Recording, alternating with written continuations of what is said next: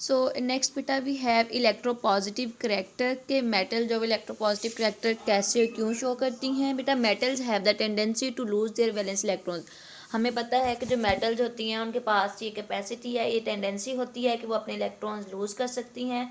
So due to this property of a metal it is termed as a electropositivity और metallic character. इसी वजह से इसको हम इसका मेटेलिक करैक्टर या इलेक्ट्रोपॉजिटिव करैक्टर कहते हैं। बिकॉज बेटा हमें पता है कि जो मेटल्स होती हैं वो इलेक्ट्रॉन लूज़ करती हैं, क्योंकि मेटल है। अगर हमारे पास जो है वो ग्रुप 1A की अल्कली मेटल्स की अगर हम बात करें तो उनके वैलेंस शेल में 1 इलेक्ट्रॉन होता है। उसको अपना ऑक्टेट कंप्लीट करने के लिए 7 इलेक्ट्रॉन्स रिक्वायर होते हैं। सो बेटा they can not accept 7 electrons. So ये क्या करेगी मेटल्स, ये अपना 1 इलेक्ट्रॉन लूज़ कर देंगी। और आपको पता है वो एलिमेंट जो इलेक्ट्रॉन लूज़ करते हैं उनके ऊपर पॉजिटिव चार्ज आ जाता है। So that's why metals are electropositive in nature. The more easily is metal loses its electron the more electropositive character it is. यानी इज इट, यानी क्या है जी बेटा कि कोई मेटल जितना जल्दी अपना इलेक्ट्रॉन लूज़ कर देगी उसका उतना ही इलेक्ट्रोपॉजिटिव करैक्टर क्या होगा, ज़्यादा होगा। ठीक है। The number of electron lost by an atom of metal is called its valency. अब एक एटम जो है कितने इलेक्ट्रॉन लूज़ करता है, जितने इलेक्ट्रॉन लूज़ करेगा उसकी उतनी ही वैलेंसी होगी। ये हम चैप्टर नंबर 1 में बहुत डिटेल में डिस्कस कर चुके हैं। ठीक है। कि कोई भी एलिमेंट जितने इलेक्ट्रॉन लूज़ करता है इट मीन्स उसकी वैलेंसी क्या होगी, उतनी ही होगी। अगर कोई एलिमेंट 1 इलेक्ट्रॉन लूज़ करता है उसकी वैलेंसी 1 होगी, कोई 2 करता है उसकी वैलेंसी 2 होगी, और इसी तरह से कोई 3 करता है तो उसकी वैलेंसी जो है वो 3 होगी। ठीक है।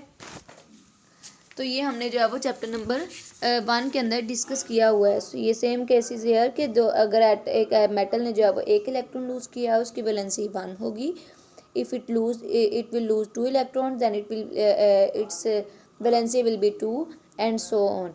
Here we have an example of sodium. Sodium जो है वो 1 इलेक्ट्रॉन लूज करती है, इट मीन सोडियम की वैलेंसी क्या हो जाती है, Na पॉजिटिव यानी +1 हो जाती है। Sodium the valency of sodium is 1. Similarly, zinc metal can lose 2 electrons from its valence shell because it has 2 electrons in its valence shell and it required 6 electrons to complete its octet. सो उसको 6 electron attain करना मुश्किल है। That's why वो क्या करेगा बेटे, जो zinc है वो अपना इलेक्ट्रॉन 2 लूज़ कर देगा and it will attain the valency of +2. Trends of electropositivity क्या है बेटा, electropositive character increases down the group. अगर हम बात करें ग्रुप 1A के एलिमेंट्स की अल्कली मेटल्स की, lithium potassium rubidium sodium, lithium sodium potassium rubidium, ये हमारे पास जो है वो आ जाते हैं। इनका सीक्वेंस क्या है जी, लिथियम सोडियम पोटेशियम रुबीडियम ये है। तो बेटा लिथियम की अगर हम बात करें तो it's less it has less electropositive character. ठीक है। अगर हम सोडियम की बात करें तो वो लिथियम से ज़्यादा, अगर पोटेशियम की बात करें तो उसका पोटेशियम का जो है वो सोडियम से भी ज़्यादा इलेक्ट्रोपॉजिटिव करैक्टर जो है वो होगा। सो डाउन द ग्रुप का इलेक्ट्रोपॉजिटिव करैक्टर इंक्रीज करता है। सो हम कह सकते हैं अल्कली मेटल्स में लीस्ट इलेक्ट्रोपॉजिटिव जो है वो लिथियम है और हाईएस्ट जो है वो इलेक्ट्रोपॉजिटिव कौन सी है हमारे पास, पोटेशियम है। ठीक है। So electropositive character decreases across the period. अगर हम पीरियड्स की बात करें बेटा हमें पता है ग्रुप 18 है, पीरियड 7 है।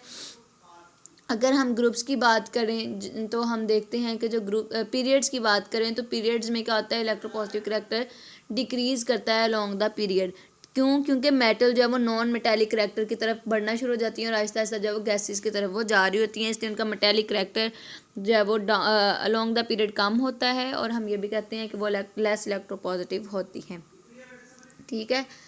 और बेटा इलेक्ट्रोपॉजिटिविटी एंड आयनाइजेशन एनर्जी, इनका आपस में क्या ताल्लुक़ है इसको हम देख लेते हैं। वैसे ये आपके सिलेबस में नहीं है लेकिन फिर भी हम इसको कर लेते हैं। ठीक है, छोटा सा तो टॉपिक है। So electropositive character depends upon the ionisation energy which in turn depends upon size and nuclear charge of the atom. बेटा आप जी हमें पता है कि जो आयनाइजेशन एनर्जी और इलेक्ट्रोपॉजिटिव करैक्टर अगर हम उनको आपस में देखें तो इलेक्ट्रोपॉजिटिव करैक्टर आयनाइजेशन एनर्जी पे डिपेंड करता है। इसका मतलब क्या है कि it depends upon the size and nuclear charge of the atom. अगर एटम का साइज़ बड़ा होगा ओब्वियसली न्यूक्लियस की आउटर मोस्ट शेल में जो इलेक्ट्रॉन्स हैं उनके ऊपर होल्ड भी कम होगा। होल्ड कम होगा तो उससे क्या होगा कि जो वैलेंस शेल में इलेक्ट्रॉन है उनको लूज़ करना जो है वो आसान होगा। सो अगर जो है वो साइज़ बड़ा है इट मीन्स के इलेक्ट्रोपॉजिटिव करैक्टर क्या होगा, इंक्रीज करेगा। ठीक है, जैसे लिथियम हमारे पास उसका साइज छोटा है ना, it has only 3 electrons. Sodium की अगर बात करें इट हैज़ 11 इलेक्ट्रॉन्स। ठीक है, और इसी तरह से अगर हम फर्दर पोटेशियम की बात करें तो इट हैज़ 19 इलेक्ट्रॉन्स। साइज़ बड़ा होता जा रहा है। साइज़ बड़ा होने के साथ साथ क्या हो रहा है, इलेक्ट्रोपॉजिटिव करैक्टर भी क्या कर रहा है, इंक्रीज कर रहा है। ठीक है, सो वही देख रहे हैं, small size atom with high nuclear charge have high ionisation energy value. So हम क्या कहेंगे, आयनाइजेशन एनर्जी वैल्यू अगर ज़्यादा होगी तो इलेक्ट्रोपॉजिटिव करैक्टर कम होगा। ठीक है, दूसरे लफ्ज़ों में आयनाइजेशन एनर्जी कम है तो इलेक्ट्रोपॉजिटिव करैक्टर ज़्यादा होगा। ठीक है, जितनी आयनाइजेशन एनर्जी कम होगी उतना इलेक्ट्रोपॉजिटिव करैक्टर जो है वो ज़्यादा होगा। तो हम कहते हैं down the group ionisation energy decrease करेगी, but down the group electropositive character क्या होगा, इंक्रीज करेगा, because they are inversely proportional to each other. Electropositivity and जो है हमारे पास क्या है, ये दोनों एक दूसरे के क्या हैं, इन्वर्सली प्रोपोर्शनल होते हैं। ठीक है, सो हमने ये देख लिया इलेक्ट्रोपॉजिटिविटी एंड आयनाइजेशन एनर्जी का क्या करैक्टर है आपस में। नेक्स्ट बेटा हमारे पास एक एग्जांपल दी हुई है। ठीक है, कंपैरिजन दिया हुआ है सोडियम और मैग्नीशियम मेटल का आपस में, उसको हम देख लेते हैं। नेक्स्ट इधर देखें बेटा ज़रा आप लोग, यहाँ पे सोडियम है, उसके वैलेंस शेल में जस्ट 1 इलेक्ट्रॉन है। ज़रा स्ट्रक्चर की तरफ देखें। ठीक है, यहाँ पे सोडियम के वैलेंस शेल में जस्ट 1 इलेक्ट्रॉन है, मैग्नीशियम के वैलेंस शेल में 2 इलेक्ट्रॉन्स है। इस एक चीज़, एक डिफरेंस ये हो गया।